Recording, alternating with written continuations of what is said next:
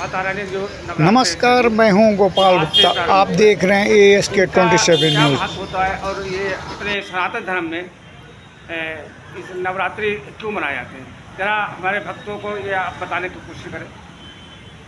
देखिए, एक समय था जब हमारे धरती पर अत्याचार अनाचार एक ही उद्देश्य होता है हमारे यहाँ देवताओं का अवतार का कि जब जब धन की हानि होती है, अत्याचार बढ़ जाता है, तब किसी न किसी रूप में नारायण अवतार लेते हैं। तो ये पराशक्ति जो सबसे सर्वश्रेष्ठ शक्ति है, उसने शरद ऋतु में ही यह रूप धारण किया था। जो पराशक्ति है, हम जब उनका मंत्र बोलते हैं, सर्व मंगल मांगल्ये शिवे सर्वार्थ साधिके शरण्ये त्र्यंबिके गौरी नारायणी।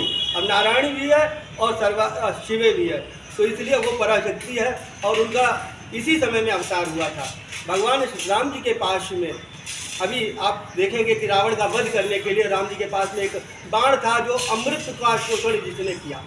बचपन में राम जी ने दुर्गा माता की पूजा की थी। एक कमल का फूल माता ने लीला करने के लिए छुपा दिया।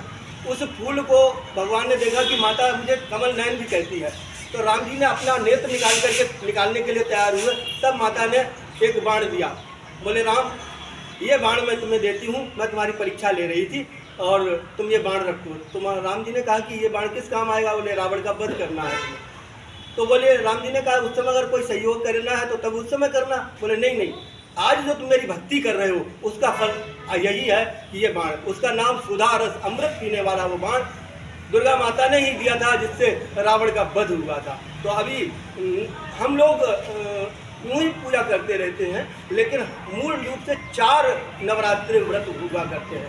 चैत्र और अश्विन मास के हम सभी लोग करते हैं। चैत्र में राम जी का जन्म उत्सव होता है और अश्विन में क्वार में इसमें दशहरा को राम जी नवमी का व्रत करके और दशमी को ही उन्होंने शस्त्र का पूजन किया। दुर्गा माता का उन्हें आशीर्वाद भी मिला, तो उन्होंने रावण का वध किया। पंडित जी, 9 रूप में स्वरूप में माता रानी है, तो 9 स्वरूप सबसे पहले जो है पहला रूप शैलपुत्री है। अच्छा, हाँ, जो कि दक्ष के यहाँ भस्म हुई और मरते समय इन्होंने वरदान मांगा कि अगले जन्म में मुझे शिव ही पति मिले, इसलिए शैलराज हिमांचल की ये पुत्री हुई, तो इसलिए इनका नाम शैलपुत्री कहलाया।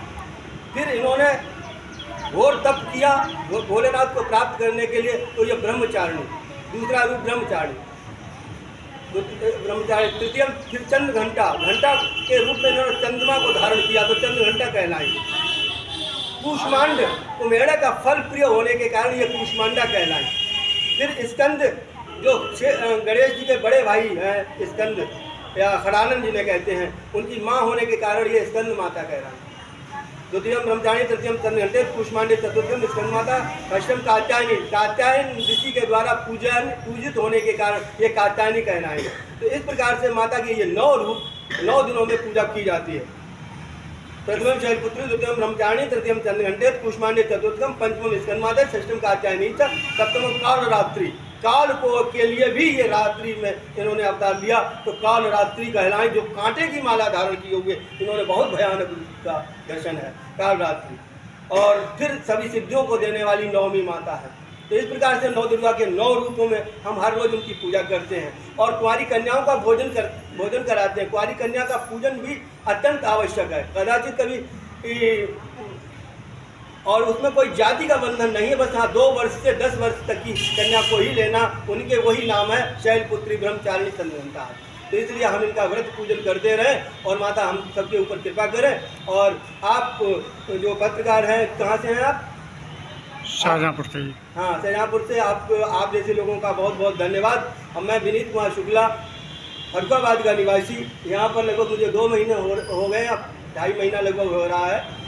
शायद शाहजहाँपुर के काशी विश्वनाथ मंदिर में माता रानी के सम्मुख बैठ करके आपको ये सुंदर सुंदर बातें हमको माता रानी से प्राप्त होकर के आपको बताई जाए। बोलिए।